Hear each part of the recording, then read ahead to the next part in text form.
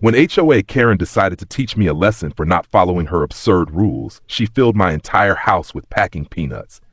But what she didn't realize was that her petty revenge would blow up in the most costly and hilarious way possible. It turns out, karma doesn't just knock on your door, it sends you a bill. The letter arrived on an otherwise ordinary afternoon, tucked neatly into my mailbox like any other piece of mundane correspondence.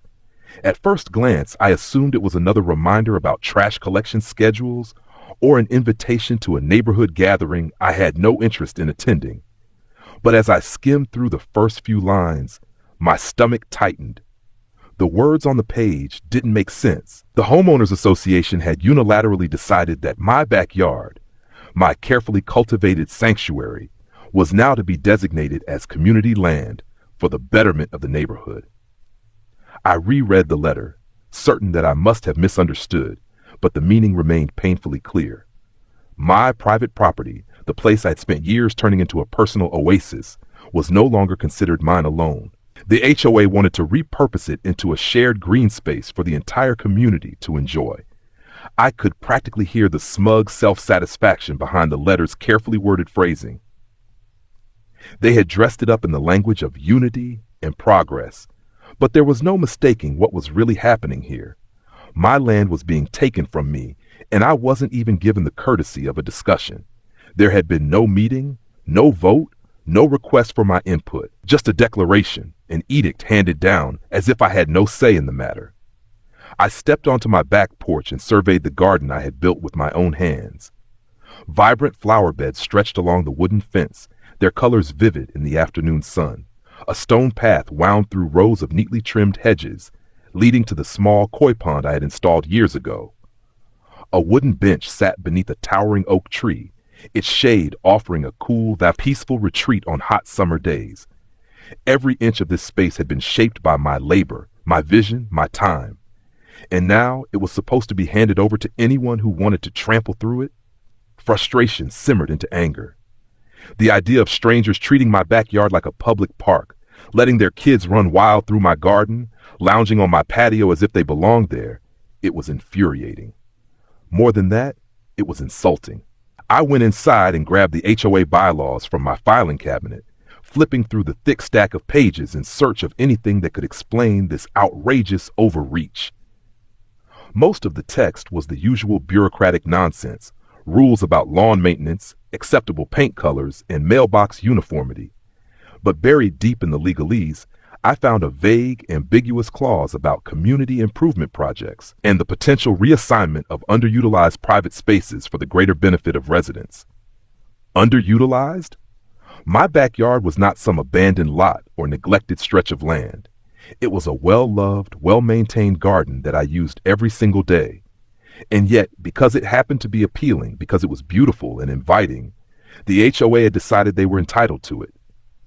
I clenched the letter in my fist. If they thought I would just roll over and accept this, they were in for a surprise. The HOA meetings were usually dull affairs filled with discussions about landscaping guidelines and parking regulations, but that night, the room crackled with tension. I arrived early, determined to get a seat at the front where I could make my objections impossible to ignore. As I walked in, I noticed the familiar faces of my neighbors, some murmuring in hushed tones, others glancing at me with a mix of curiosity and unease. News of the HOA's sudden claim over my backyard had clearly spread, and I wasn't the only one eager to see how this would play out. The board members sat in their usual spots at the long table, a row of smug expressions that only fueled my irritation. At the center was the HOA president, Mr. Richard Langley, a man who had somehow convinced himself that running a neighborhood association made him the equivalent of a small-town mayor. His sharp suit and neatly combed silver hair gave him an air of authority, but I saw right through it. He was a bureaucrat playing king, and tonight I was here to knock him off his throne. When the floor opened for resident concerns, I wasted no time standing. I want to discuss the letter I received about my backyard being turned into community land. My voice was calm, but the fire inside me burned hot. Langley barely reacted. "Ah, yes, we expected you might have questions." He folded his hands on the table as if he were about to explain a minor inconvenience rather than a blatant land grab. This isn't a question, I shot back. It's a statement. My property is mine, and you have no right to take it. A murmur spread through the audience, but Langley remained infuriatingly composed. We're not taking anything, he said smoothly. We're simply repurposing an underutilized space for the good of the community. It's all within the guidelines outlined in the HOA bylaws. I had anticipated this argument. I've read the bylaws, I said, holding up a printed copy. And this so-called clause you're using is vague at best and completely overreaching at worst. You can't just decide my land belongs to the neighborhood because you like the way it looks. Langley's expression barely shifted. The board has already voted on the matter. It's been approved. My grip tightened on the pages in my hand. You voted on it without me, the property owner, even being present? Another board member, a wiry woman named Karen Holloway, chimed in. We're simply looking out for the best interests of the neighborhood. The best interests of the neighborhood? I repeated, incredulous. Since when does that include stealing private property? Langley sighed, as if I were a stubborn child refusing to accept bedtime. If you truly feel this strongly, you're welcome to appeal the decision. And who hears the appeal? I asked, already knowing the answer. The HOA board, of course. I let out a sharp laugh. It was a rigged game, and they knew it. The board members exchanged looks, already convinced they had won. But they had no idea who they were dealing with. I leaned forward, locking eyes with Langley. If you think I'm just going to roll over and let this happen, you're making a big mistake. I walked out of that meeting with a new resolve. If they wanted to take what was mine, they'd have to fight for it, and I was more than ready for battle. The decision was made the moment I walked out of that HOA meeting. They wanted a fight. They were going to get one. If they thought they could steal my land with some obscure bylaw and a smug attitude, they had another thing coming. They had claimed my backyard was community land, but I was about to make it the most unwelcoming piece of property they had ever seen. The first step was research. I spent the next few days combing through local regulations on property modifications. I wasn't about to give the HOA any legitimate reason to claim I was breaking rules. I pored over height restrictions, boundary laws, and even electrical fencing ordinances. I made notes, double-checked sources, and finally confirmed my plan. As long as I followed the exact legal guidelines, they couldn't touch me. The installation process began early Saturday morning. A team of contractors arrived with materials stacked high on their truck bed, steel posts, insulated wiring, and a control panel that would ensure everything functioned perfectly. I watched from my porch as they measured the perimeter of my backyard, marking the spots where the fence would go up. Neighbors began to gather almost immediately. Some stood in their driveways, arms crossed, whispering to one another. Others strolled by with their dogs, slowing their pace to get a better look. It didn't take long before someone finally worked up the nerve to approach me. "What exactly are you doing?" asked Jim, a guy from down the street who I barely knew, but who had suddenly taken an interest in my property. "Protecting what's mine," I replied, arms crossed. He let out a small, nervous laugh. "An electric fence? Don't you think that's a bit extreme?" "Not as extreme as trying to steal someone's backyard." I met his gaze, unflinching. He had nothing more to say after that. By midday, the steel posts were in place, and the first strands of electrified wiring were being strung between them. The air hummed with tension, both from the live wires and the growing unease of my so-called neighbors.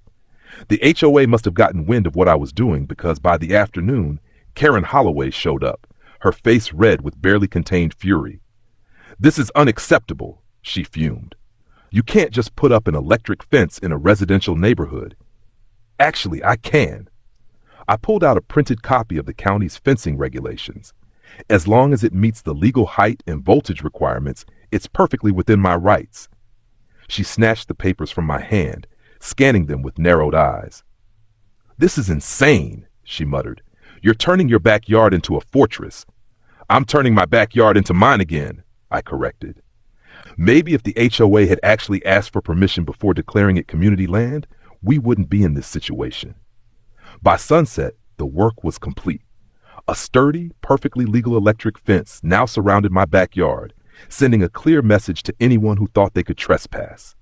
That night, I sat on my back porch, looking at my garden with a satisfied smirk. The HOA had tried to take what was mine, but I had drawn the line. Literally.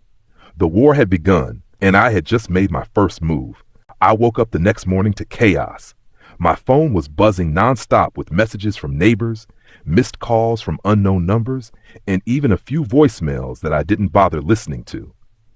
The neighborhood group chat, one I usually ignored, was flooded with furious messages about my newly installed electric fence. Words like dangerous, reckless, and selfish popped up repeatedly. It was clear that my little act of defiance had thrown the entire community into an uproar. Then came the news crew. I heard them before I saw them. The unmistakable murmur of reporters setting up, the beeping of a camera being adjusted, and the hushed voices of eager journalists preparing their segments. I stepped outside to see two news vans parked on the street, a small crowd of nosy neighbors already gathering around. A woman with perfectly styled blonde hair and a microphone clutched in her hand turned toward me the moment I emerged. "There he is," someone whispered. The reporter's face lit up with the kind of excitement only controversy could bring. She strode toward me, microphone raised. "Sir, are you the homeowner who installed the electrified fence?" I crossed my arms. "That would be me." She smiled as if she had just caught a rare animal in the wild. "Your actions have caused quite a stir in the neighborhood. Many residents are saying this is an extreme and dangerous measure. How do you respond?" I glanced at the small crowd, many of whom were HOA loyalists who had no doubt fueled this media circus. I refused to let them control the narrative. I'd say it's dangerous to assume you can take someone's private property without consequences. The reporter's smile twitched slightly, but she recovered quickly. "The HOA claims that your backyard was designated as community land for the benefit of all residents. Do you believe your response is proportional to their decision?" I took a step forward, making sure I was looking directly into the camera. "Let me ask you something. If I walked into your house, sat on your couch, and declared your living room to be a community space, would you be okay with that? Or would you do everything in your power to stop me?" The reporter hesitated. A few murmurs rose from the crowd. I pressed on. "The HOA tried to take my backyard without permission. They didn't ask. They didn't negotiate. They just decided it wasn't mine anymore. If that's not theft, I don't know what is. So yeah, I put up a fence to protect my property, and I made sure it was one they couldn't ignore." A man in the crowd scoffed. "You're making this neighborhood look ridiculous." I turned toward him. "No, the HOA made this neighborhood look ridiculous the moment they thought they could claim private property like it was a free buffet." The news segment aired that evening. The headline read, "Electrified Fence Sparks HOA War." Within hours, the internet had taken notice. My story was shared across social media, debated in comment sections, and even turned into memes. Some people called me a hero, standing up against HOA tyranny. Others called me an unhinged lunatic with a vendetta. The HOA had wanted to use public pressure to force me to back down. Instead, they had turned me into something much bigger than just a stubborn homeowner. I had become the face of a movement, one I had no intention of walking away from. The lawsuit came faster than I expected. A thick envelope arrived in my mailbox, stamped with official seals and heavy with legal documents. The HOA had made good on their threats, claiming I was violating community rules, endangering residents, and creating an unsafe and hostile environment. I had expected pushback, but taking me to court over my own backyard? That was a level of audacity I almost had to respect. Almost. I wasn't intimidated. If anything, I was more determined than ever. The media attention had transformed this into more than just a petty neighborhood dispute. It had become a battle over property rights, and I had no intention of losing. The day of the hearing, I walked into the courthouse with my lawyer, a sharp, no-nonsense woman named Melissa Carter. She had seen the news coverage and agreed to take my case with the same fire I felt burning in my chest.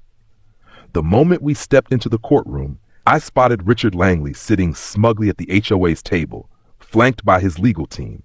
He barely looked at me, as if I was already defeated. The proceedings began, and the HOA wasted no time painting me as a reckless, selfish homeowner who had turned my property into a dangerous war zone. Their lawyer droned on about how the electric fence was a hazard, how it created division in the neighborhood, and how I had refused to compromise. Then Melissa stood up. She didn't just defend me, she went on the attack. She laid out every single way the HOA had overstepped its bounds, from their unilateral decision to claim my land to their complete lack of due process. She pointed out that the bylaws were vague and, more importantly, did not actually give them the power to seize private property. She methodically dismantled their argument piece by piece until even the judge seemed annoyed with Langley's side. But the best moment came when she presented the petition. During the media frenzy, hundreds of people across the country had signed an online petition supporting me, condemning HOAs for their overreach and abuse of power. Melissa submitted it as evidence, not because it had any direct legal bearing, but because it demonstrated public sentiment. The courtroom murmured as the number of signatures was read aloud. Langley shifted uncomfortably for the first time. The judge called for a recess before delivering the verdict. I stepped outside the courtroom, taking a deep breath.